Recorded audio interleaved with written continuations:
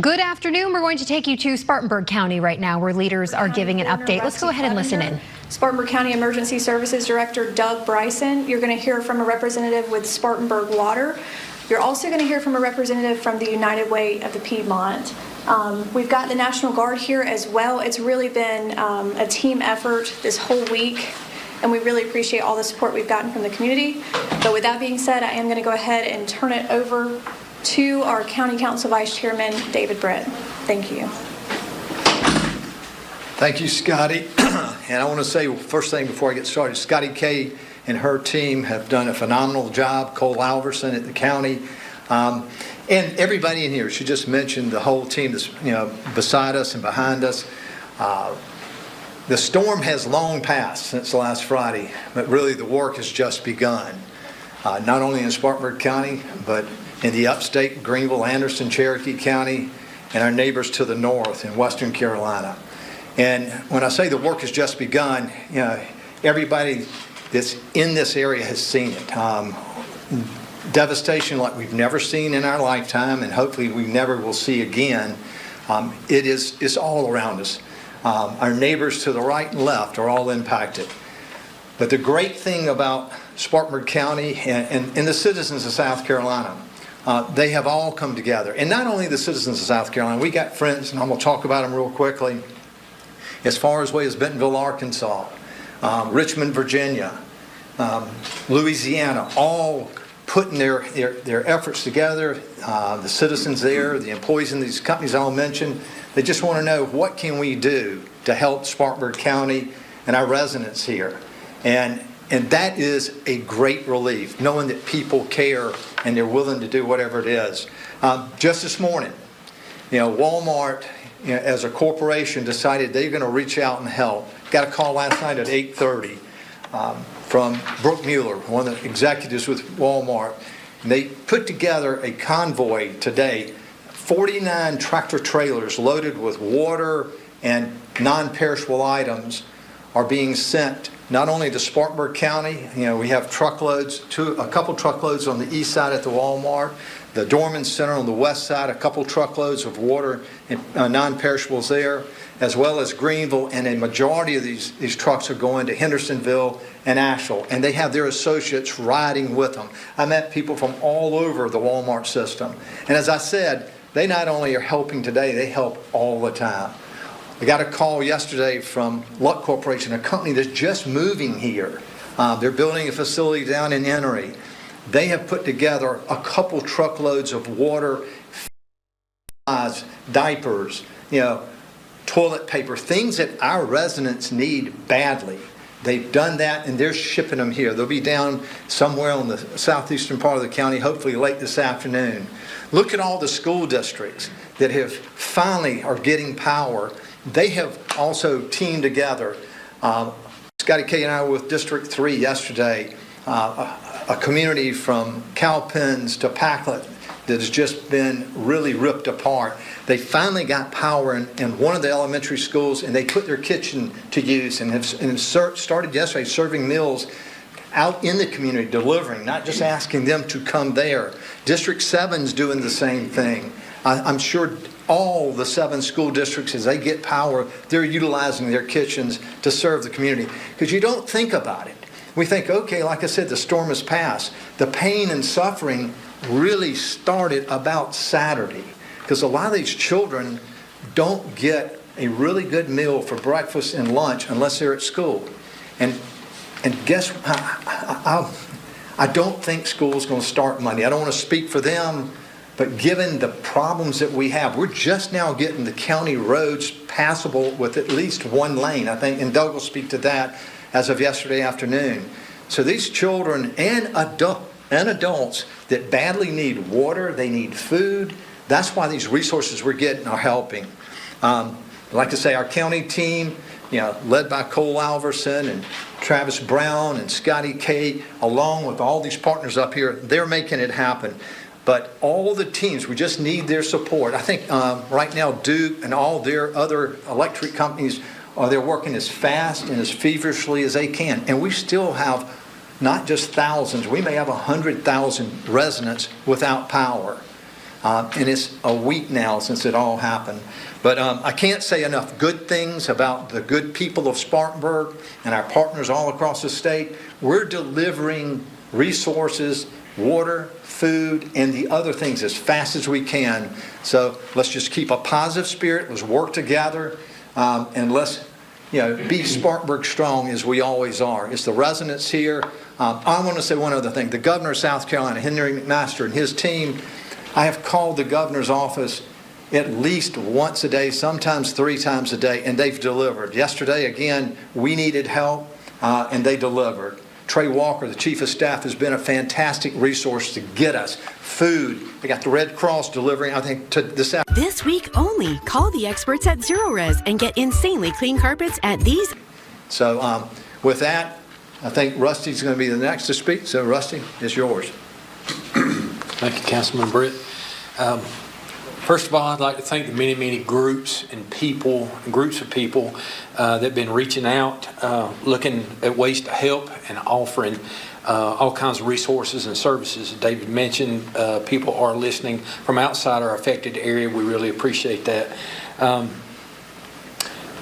We'd also like to think or ask folks to continue to think about people in Spartanburg, but as I look at it, we're working through our problems here, starting to get power back in large areas, addressing issues with water, whatnot. But I will reiterate, as I have every time I've stood up here, please check on your neighbors. Please check on the people to the left and right across the road from you.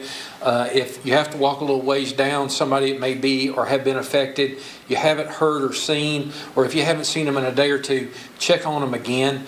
My office is running calls where people are passing away, either in their yard or in their house, and it be days before they're found. Someone's checking on them. So please be mindful of your neighbors. Keep an eye on them.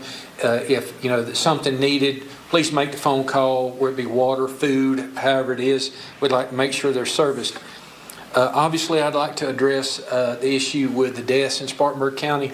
As all of you are aware, I've reported 8 thus far. I'm looking into 1 more right now. I can't confirm whether that's going to be weather related, but I am checking on that presently. And just to share a little story, the last 2 individuals that were part of our numbers were as a result of someone not slowing down or even watching an intersection where a red light was not functioning, and someone ran through the red light, hit that vehicle, and we got the tragic loss of 2 people that would be with us today had the individual that was driving without paying attention to the red light ran through, and their lives were taken as a result of the storm. Again, a very sad situation, but very preventable. And I say that because personal experience on the way over here, coming from my office to here, I stopped, started proceeding through a red light, and a car ran right through in front of me. Had I not been real vigilant watching, I too probably could have been a statistic or wrecked on the side of the road, not be able to be here with you. So please slow down at the intersections. Please take due care. Although we are doing a lot of cleaning, as David's mentioned, these roads are still not passable as they usually are. Please take the time, slow down, plan ahead where you're going, help people on the side of the road. Less cars on the road will allow essential crews to get their jobs done. Wondrous work at our power companies right now. I thank them every chance I get. These people are, it was one crew that I passed a little bit ago from Oklahoma. A thumbs up to them. Thank you will go a long way, because these people are way off from home here helping us, and that just goes to show what David's talking about, the strength of the community, even states away, willing to come here and help us get back to some semblance of normalcy. I would like to go over about the call center. There is an urgent unmet needs call line available for residents who cannot get out of the yard and cannot get to the critical medications. That number is 864-860-1644. I'll repeat, 864-860-1644. I'll turn it over to Doug. Thank you. Thank you, Rusty. Good afternoon. One of the things that emergency managers, whether it be at the state, local, or federal level, that we rely on to see how we're returning to the new normal, will never be the old normal. Everything that is going to be, we're recovering and rebuilding will be our new normal, what we call community lifelines. We monitor these lifelines, and that gives us a good sense of how well the community is recovering and where we're at. Those lifelines include, but are not limited to, electricity, water, sewer, transportation, roadways, availability of gasoline, groceries, pharmacies, and banking. We're seeing all of those lifelines improving every day. There is a color-coded system. I won't go into all the different colors we have, but it goes from green to red, obviously, with different shades of yellow and amber and orange. But those lifelines are improving daily, which is encouraging and should be encouraging to the general public that we are seeing improvements every day. We still currently have 5 shelters open in Spartanburg County, one of which being a special medical needs shelter. That is the one at the Hodge Center at USC Upstate. We have one at Bethlehem Baptist Church on Old Georgia Road, Landrum First Baptist Church on Rutherford Street in Landrum, Campobello First Baptist on South Main Street, and the Spartanburg Memorial Auditorium basement lower level is also a public community shelter. All these shelters have food, water, places to sleep, ability to charge your electronic devices as well. The only difference with the special medical needs is special medical needs shelter, we have additional charging abilities there where people can run their oxygen generators or CPAP machines, minor medical equipment such as that. So those have been very successful. We have what are called pods, or points of distribution. We have multiple pods open across the county right now, one at Dorman High School on Cavalier Way in Roebuck, the Spartanburg Community College Tiger River campus on East Main Street in Duncan, and then at Highway 11 and I-26 in Campobello. We are assessing those daily, and should we see where we're not getting the traffic flow into any of those pods that we believe we can see elsewhere, we will relocate those pods as needed to other areas of the county that show us there is a need. We are looking at doing some additional resources on the east side of the county at School District 3 district offices, placing some water and other supplies there. We'll get that information out to you as soon as that is open, but again, we're trying to reach out to the Packlet and Cowpens areas as well. And again, thank you to all, as Councilman Britt and the others have said, the private industry and the vendors and the commercial side of the businesses have just been phenomenal about the outreach and what they're bringing to us and the supplies that we're getting. And we're being very mindful that there's still a tremendous need in Western North Carolina. So we've even, as of this morning, received a message from some public safety folks in Charleston County with several truckloads of goods. We felt we were comfortable where we currently are in Spartanburg County, so we asked them to please divert that to Western North Carolina. Schools, as mentioned, schools are offering free meals.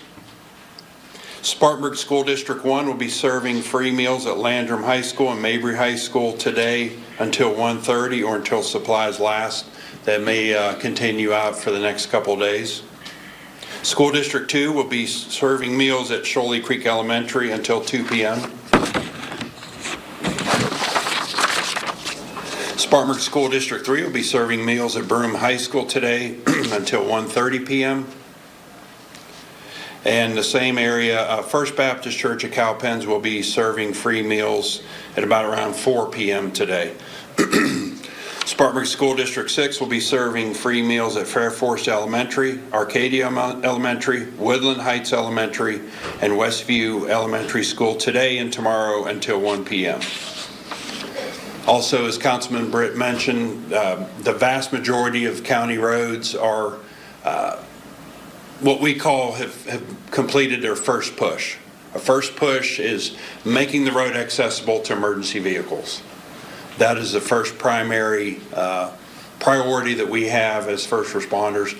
The state DOT, have been in constant contact with them. They are comfortable with the condition of their state roads and highways as well, at least from a basis of first push, enabling access for emergency responders, the National Guard, Red Cross, anybody else that's going to be taking supplies into these communities. We have got to the point where these are all accessible. Now what will happen is subsequent clearing of these roads, which will go well into next year. This will not be completed this calendar year. Unfortunately, we're looking many months of debris clearing. This is where our FEMA approved contract, we have a private contractor that works with our Public Works Department, and then a third party that does debris monitoring at our debris dump sites, so we can get reimbursed for all these expenses. They will begin the secondary clearing efforts, and we'll make as many what we call pushes through every county road as many times as it takes to get all this debris removed. So people don't need to be upset if they miss the first time they come through. There is no list to get on. The county will be broken up into sections. Teams will be assigned to each section, and they'll hit every road in that section until the debris is gone. We just ask that people bring the debris, woody and vegetative debris only, no household debris. Bring that debris to the right-of-way on the side of the road, keeping clear of the mailbox so that the mail carriers can still deliver the mail, and any other standing, if you have any existing standing trees, because these are very large dump trucks that have cranes with grapple hooks on them, and they need to be able to pick that material up and put it into the dump truck safely. We have their hot showers are offered at Landrum High School until 2 p.m. today. They will also ask that you bring your own toiletries. And also Lyman First Baptist Church on Gross Road in Lyman will be open for showers until 5 p.m. today. Again, ask you to please bring towels and toiletry items such as soap and shampoo and things of that nature. So that's all we have from emergency services. Thank you all for your patience. We're improving every day. We're going to turn it over to Spartanburg Water. Thank you. Thank you. Jennifer, you can come up here too. I'm Guy Boyle, Chief Executive Officer for Spartanburg Water, and I'm going to try to keep this as brief as possible. Jennifer's going to quickly talk a little bit about some of the outreach we've been doing. I'm going to start by saying I learned a lot 19 years ago by having lived through Hurricane Katrina and working through Katrina. And one thing that I met with my team on Friday and communicated was I didn't want this community worrying about drinking water with everything else that appeared was coming down the path, especially with power outages. Storm contingency plans went into action about 4 a.m. Friday morning with that initial flood warning that we received. We knew it was going to be a tropical storm, so that we had a heightened awareness of what might be occurring. By our 6 p.m. recovery meeting on Friday evening, and once damages assessments were coming in from the field, internally we anticipated 7 to 14 days of power outages. So our plan was based at a 14-day outage. Based on those initial damages, that contingency plan included bringing in large 1.5 meg backup generators from Tampa Bay, Florida, backup for our backups. So we knew we were going to lose power. We immediately went on generator power, but we wanted a contingency to those generators. So by 4 a.m., it was either Sunday or Monday morning, those generators were at the plants. Water from Spartanburg Water has never been an issue through this crisis, and we continue to treat and send out into our distribution system clean with high quality product. We also made sure that other districts within Spartanburg County that have customers that were depending on their water services knew that we were there if they needed us. Our critical infrastructure remained intact, and 300 employees have been focused on making sure availability and quality has not been compromised. With several hundred dynamic assets in play, that's a lot of machinery to keep running when you're dependent on electric power.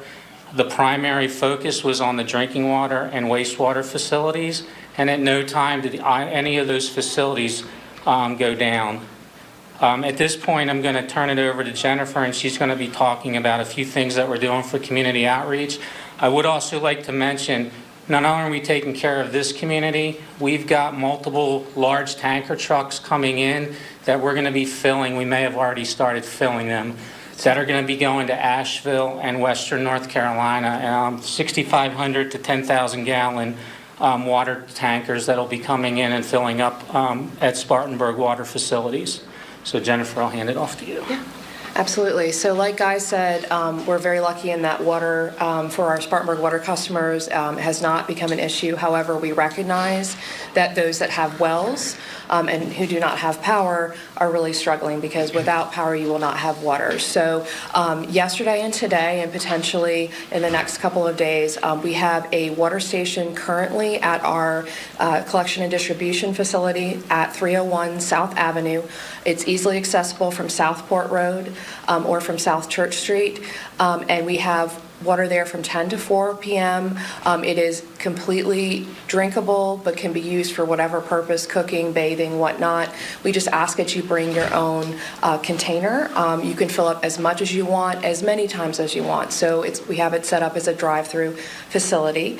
I also know that ice is a very significant commodity right now. So we are working very, very hard to ensure that as soon as power is established to an ice house, they become, are able to go back online and produce ice. Of the 12, we are right about 7, working on 8 and 9.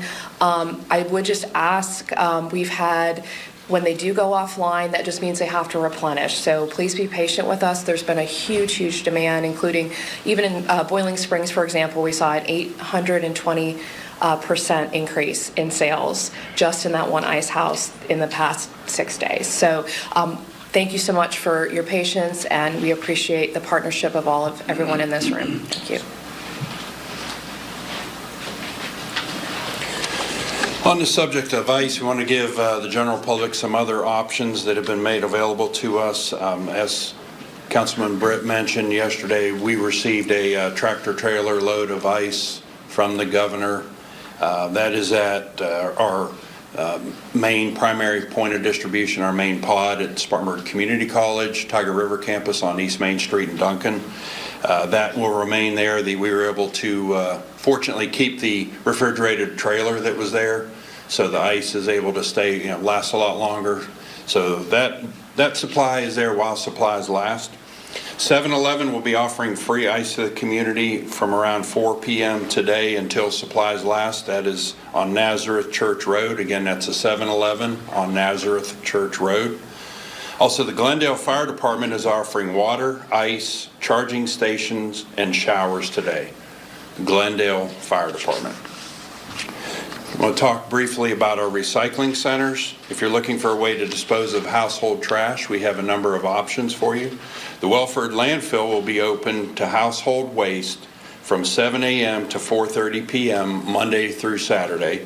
Additionally, the following recycling convenience centers are now open from 7 a.m. to 7 p.m. Monday through Saturday. Station 1 on Quarter Mile Road. Station 2, Valley Falls. Station 5, Dexter Road. Station 6, and New Prospect. Station 11, Wofford Road in Woodruff. The station is open but does not have power, so it can only accept household waste. No cardboard or no commingling recycling, because they don't have the compactors operational. We should have more online very soon as power is restored to the additional sites. Spartanburg County Administration Building is also open today. Parks and community centers will remain closed until at least next Monday as our team members continue to assist with storm recovery. We have many of those team members here in this building with us throughout the day and evenings, manning our phones and just helping, being runners, go and get food, supplies, things like that. So the community and Parks and Rec and community centers will remain closed through next Monday. We touched on debris removal. We will continue to post that on social media and post reminders. We're getting a lot of questions about that. So we want to ease the community's fears that we will be getting all this debris free of charge. It's just going to take a long time, and we ask people to be patient. Now at this point, Scotty K, or would like to talk about the hiring event? Sure. Yeah.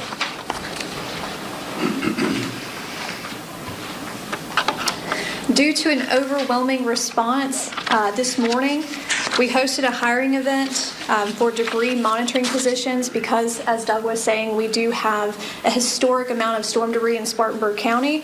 That event opened up at 10 a.m. today, but we had a line of people at 7 a.m. We are super excited and very grateful for the folks in Spartanburg County who see the need and are willing to step up and help during this time.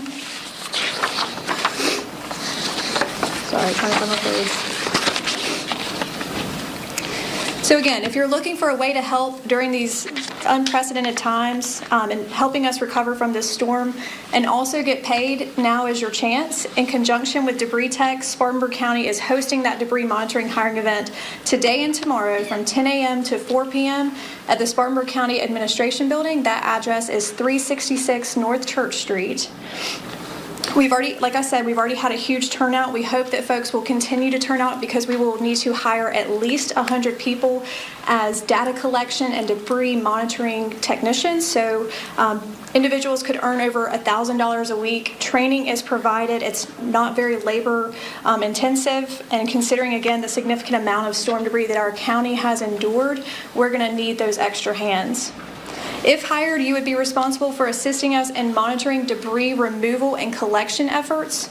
The primary job duties of a data collection or debris monitor include ensuring that only eligible debris is recovered, loaded, and hauled, ensuring that debris loads are properly contained in the loading containers, and monitoring contractors and reporting potential issues.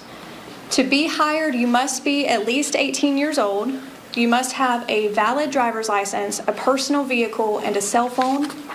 And you must have the ability to work in the outside elements for long periods of time. We ask that you have a flexible schedule with the ability to work up to 12 hours a day, 7 days a week. This is considered a temporary job, but we do expect, as I was mentioning, we do expect to be removing debris for the coming months, possibly into the next year. We'll have more information about this event and other important storm-related information on our Facebook page at Spartanburg County, so be sure to follow us there to stay in the loop. But now I'm going to turn it over to our friends with the United Way of the Piedmont, Hannah Jarrett. Thank you all. So I just want to share an update about some of the efforts that we're doing with United Way of the Piedmont. We have a team stationed here at the Emergency Services. We have established our United for All disaster relief efforts. Information about that can be found on our website at uwpiedmont.org/UnitedForAll. On that website, you can find where we've compiled a list of all of the resources related to hurricane relief and disaster response. We're trying to keep an up-to-date resource tracker on that website. So please go there if you're looking for shelter, food, or other services for the most up-to-date information. We also have information on that website about if you are seeking assistance because you are experiencing a hardship caused by the storm. You can fill out a form on our website to get on a list for us to call you back and go over your situation so that we can connect you with resources that you need and provide you services based on your specific situation. And then on that website, we also have a way for you, if you want to financially donate to relief efforts, you can do so there. We've already had over 600 people reach out for assistance over the past few days, and our team and volunteers is working really diligently to follow up with all of those folks. It's a long list and it grows by the minute because there's a lot of people in our community who have needs right now, and we just thank y'all for your patience as we get through that. Some of the highest needs that we're seeing is, of course, loss of food because of the multi-day power outage, so people are concerned with restocking their fridge and their freezers.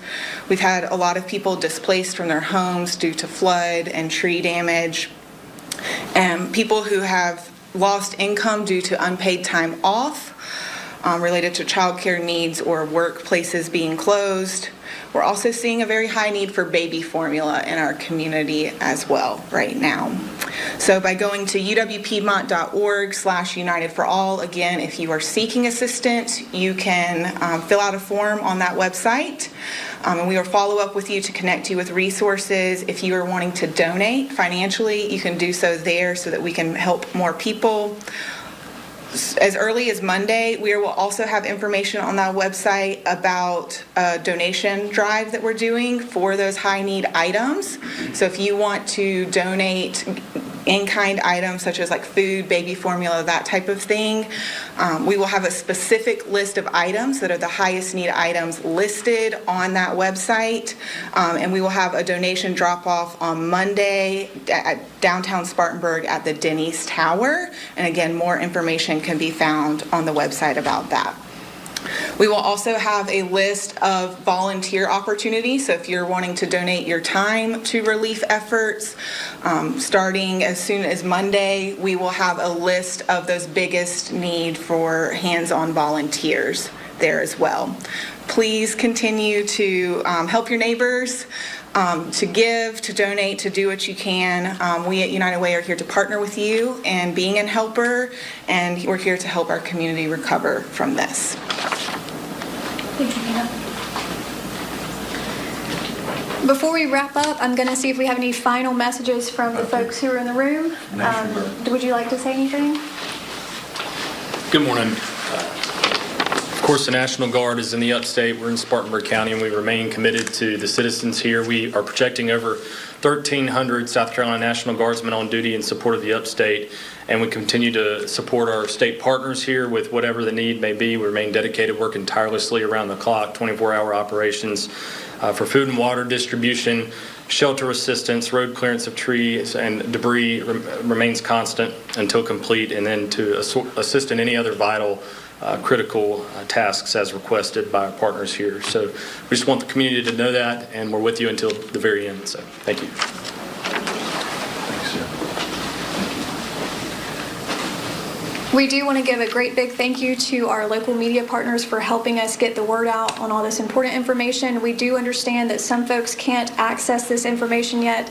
The folks who are watching online, please help us spread the word. The old-fashioned word of mouth is really working right now. And again, we thank you all for your patience, your support, and your thoughts and prayers. Yes, sir.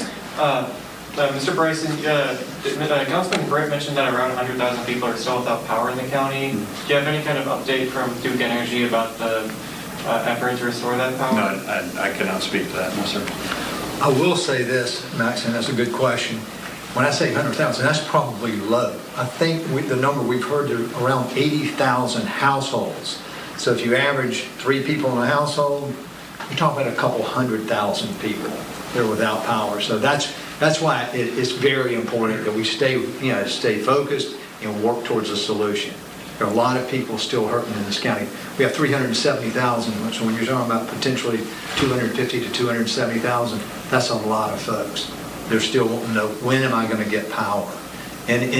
And everybody is working. There is no list. As Doug said, just like with the roads, these crews are working as fast as they can with all the transmission lines and all the substations, trying to work through all the damage. This is unprecedented. I've talked to some folks with power companies that were from the coast, from Louisiana all the way down the Gulf Coast of Florida, up the East Coast. And those folks that are working here said, we've never seen anything like this. Hugo, it was bad. This is much worse. Katrina, this is much worse. We're also hearing that there's several thousand wooden utility poles were destroyed across the entire upstate.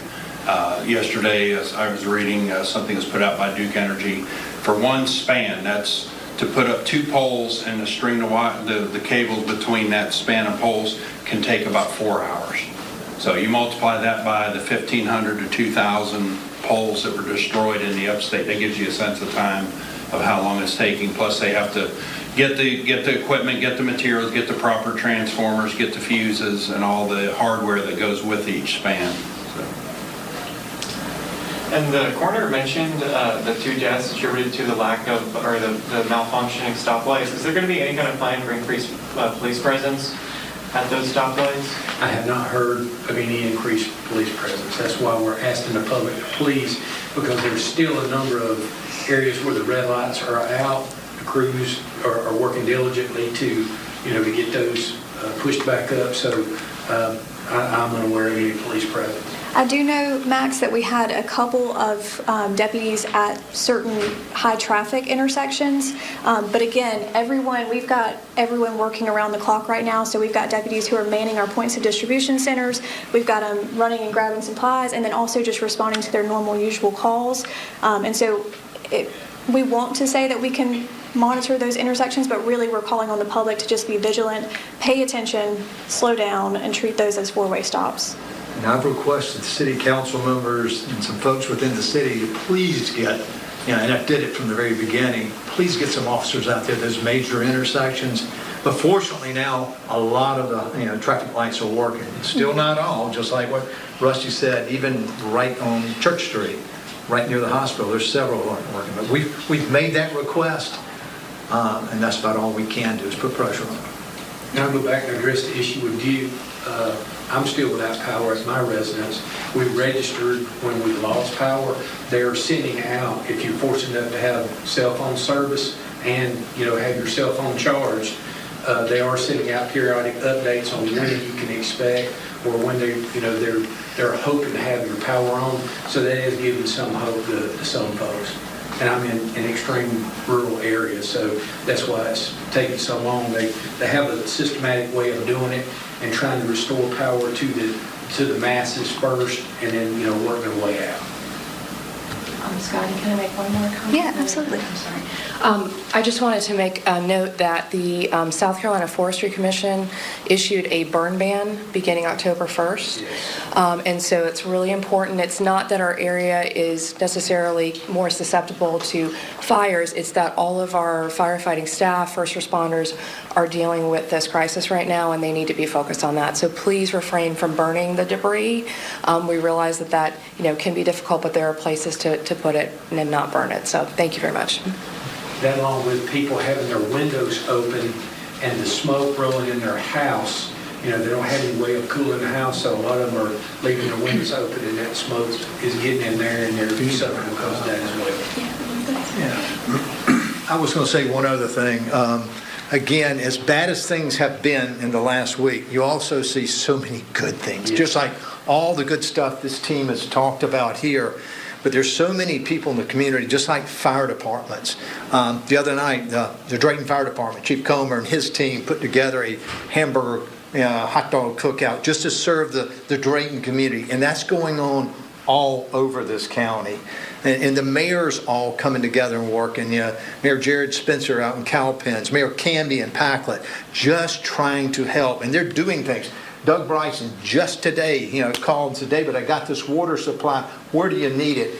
And in the Packlet, Clifton, Cowpens area, that's where they needed water badly. And Doug jumped on it, and that'll be there this afternoon. So everybody's responding in a positive way. We're not pointing fingers and talking about how bad it is. This county, I think, is 850 square miles.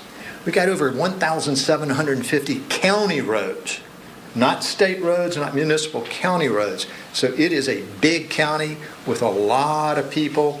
The good thing is we got great people, and they're responding. Thank you, David. And also, we should say this too. Yesterday was Scotty K's anniversary, and she worked fearlessly and tirelessly yesterday. Thank you, David. I didn't say that yesterday. My husband will appreciate that. Thank you. One more point I'll make, you guys, and we'll wrap up. We talked multiple times about the storm debris removal process, putting that storm debris out in front of your homes. Just to clarify, because we have gotten a few questions about it, please don't put the storm debris in the roadway. We're already working around the clock to clear the roads. We definitely don't want to have to redo some of that work. So just place it on the curb next to the road in a safe space where we can access it, not in front of mailboxes, not, as Doug said, not with the standing trees, just somewhere safe, as close to the road as you can get without putting it in the roadway. With that, I'll open it up to any final questions, and then we'll close out. Thank you all for being here. Thank you. I did have a question coming over. Somebody asked if somebody's Tracy. A lot of updates this afternoon from leaders there in Spartanburg County, so I'm going to go ahead and bring you some of the highlights.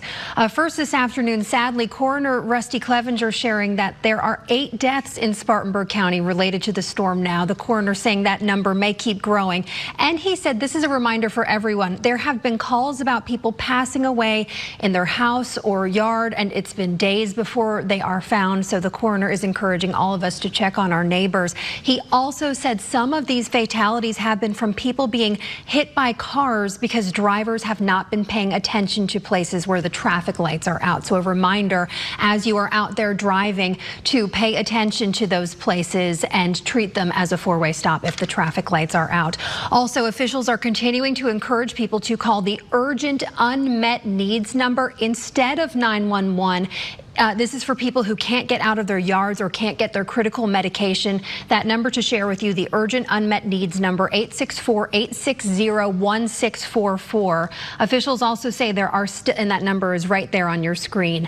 Also, there are 5 shelters still open in Spartanburg County this afternoon, including a special medical needs shelter on the campus of USC Upstate where people can plug in their medical equipment. These shelters have food, water, places to sleep, and places to charge your electronic devices. Officials reminding people that the school districts are serving free meals, and they say the debris clearing is expected to take many months in Spartanburg County, but the pickup, they remind people, will be free of charge. They're encouraging people to place their debris on the curb next to the road where it can be accessed, but not near the mailbox and not in the road, officials say. They also say there was a hiring event this morning for debris monitoring positions in Spartanburg County. It opened at 10 a.m. today. Officials say there was a line of people as early as 7 a.m. This hiring event is happening again tomorrow. It's happening at the Spartanburg County Administration Building on North Church Street starting at 10 a.m. tomorrow. There are some criteria. You do have to be 18 years old, have a valid driver's license, a personal vehicle, and a cell phone, and the ability to work outside. You may be working 12-hour shifts up to 7 days a week. They're hoping to hire at least 100 people and said people can earn as much as $1,000 a week. Again, that hiring event happening at the Spartanburg County Administration Building on North Church Street starting at 10 a.m. tomorrow. That's Friday. Just to really illustrate how large the debris cleanup is in Spartanburg County and so many counties around our area. A few more reminders to share with you. Officials say don't burn your debris. The state's burn ban remains in place. There are also places around Spartanburg County where hot showers are still available. They're being offered at Landrum High School until 2 today, Lyman First Baptist Church until 5 today, and the Glendale Fire Department. And an update also from Spartanburg Water. Officials from Spartanburg Water reminding people that the water is clean and high quality. They say the water has not been compromised by the storm, and they're also planning to fill large tanker trucks of water and send it to Western North Carolina, where we know it is so greatly needed. There is, if you need water, a water station currently at 301 South Avenue, and from 10 to 4, people can bring their own containers and fill up as much water as they need. I'm looking over my notes, just making sure that's all the updates we have to share with you from Spartanburg County as of right now.